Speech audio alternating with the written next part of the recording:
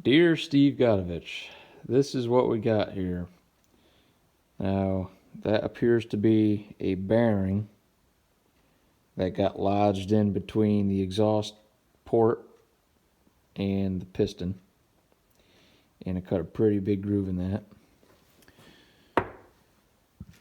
I don't see exactly where that missing bearing is yet, but I see that this has kind of been overheated, this bearing. Seems like it had some lube in there, in the oil and gas. So I'm just thinking that this was just a mechanical failure. Just kind of unfortunate. You've got in here, this is your exhaust port, and it gouged that cylinder too much. So this is junk. The cylinder appeared to be in some pretty good shape. I see something there. That might just be dirt. Some type of nick. But anyways, so that's where we're at on that. Otherwise, there was no scoring before that bearing went through this this piston here, and part of the ring snapped. You got this one here, and there's the other side. So that's where we're at. I think it's going to need a whole new bottom end and piston cylinder. So I'll give you a price and we'll figure it out. Hey Steve, this is Logan here. Part 2 on the 024. I was just checking out the carburetor, and I just want to see what style it is, and it's a Walbro WT, which is right there at that upper left corner. The other numbers I don't think really matter. But so what I like to do is this is the metering side, and this is your fuel pump side, and what you can see here, this is the screen. I always like to check that screen first and look at it. It's absolutely plugged up full of junk, and so that would cause a lean mixture, and that would be the other side of this screen is the needle and seat. So pretty much what you do is you have this is the inlet for the fuel, and it comes up, has a flap in this area. Fuel pump pumps it through up into here from this chamber or somewhere, pretty much something like that. You can pretty much see this the gasket here. So you got your pump. The other side of that should be your pulse line that goes to the engine.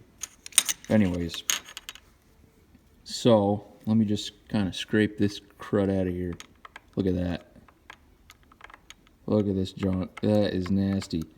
So anyways, that's going to be caused by a bad fuel filter and possibly a fuel line. So it's just best to get, the fuel line, fuel filter like you wanted to, but I figured I'd just show you. Look at that. I mean, that's just plugged right up. And that's real common, and that's usually the first thing I honestly like to check, and is probably the number one culprit. And I've even changed new fuel filters and lines, and I even still will have that problem. So I figured I'd show you this little video, and I'll probably give you a call. All right, Steve. So I was able to get the new seals in there just using a pick, taking the old ones out. I got the engine on. I double checked the wrist pins, or the wrist pin clips, and I got everything lubed up. I got the rings in, got the flywheel tightened, I got the clutch tightened, and what I got here is a vacuum and pressure test. Now, to do this, you got to block off the intake and the exhaust and have the piston at bottom dead center. And this is a test for any type of crankcase leaks, which would make the engine run lean. So I have a piece of rubber between the carburetor and the intake. It's very hard to see. And I have a piece of rubber here I just slipped down in there between the exhaust port. Now, if you do have a leak, you would test the spark plug threads, exhaust port. There's a rubber piece down in here, the pulse line, and the diaphragm from the carburetor, and the engine seals, or the crankshaft seals. So anyways, and what you want to do is you want to pull 7 inches of mercury and also 7 pounds per square inch. And I've got 7 right here. I've been holding it right in my hand here. I did have a leak around my spark plug, but I added a O-ring. So I can release the pressure here back to 0. I can turn this to pressure. I got to make sure that that's 90 degrees. And it'll start pumping. And you don't want to overpressure this. And it should hold for 3 minutes. But if it doesn't move at all, it's good. So that's holding 7 pounds of air. So that means I got the new seals on right, and the engine cylinder gasket's sealed up tight, and your diaphragm's good. The intake boot and the pulse line are good and sealed up. So I'm very confident that this all will run and we won't have an issue. So there's that.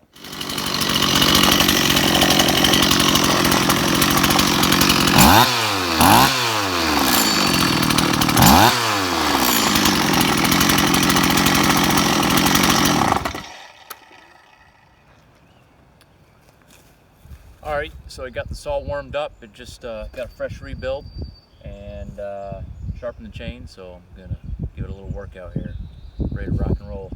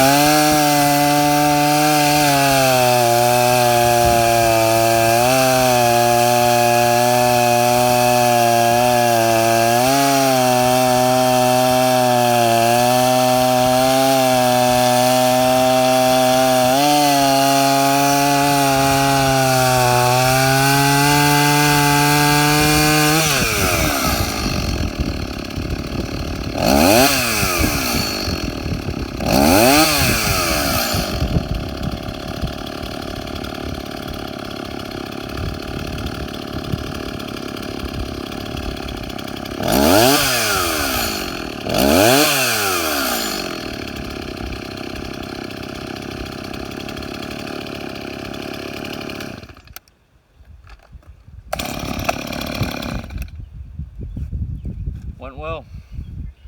All right, she's all finished.